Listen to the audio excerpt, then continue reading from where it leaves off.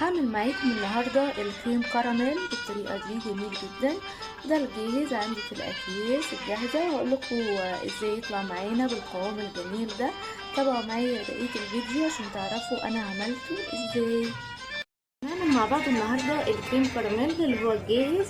معانا 3 أكياس اهو من الكريم كراميل الجاهز ده اللي احنا بنشتريه في علب جاهزة اهي.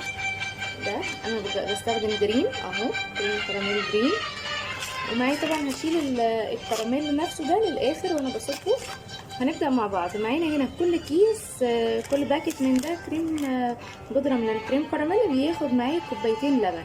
يعني انا هعمل 3، فحتى هنا ايه 6 كوبايات من اللبن. لبن عادي من التلاجة جاهز خالص اهو. هنبدا معايا هنا هنضيف اضافه بس تدي نكهه حلوه وقوام حلو للكريم كراميل. معلقه من اللبن البودر اهي،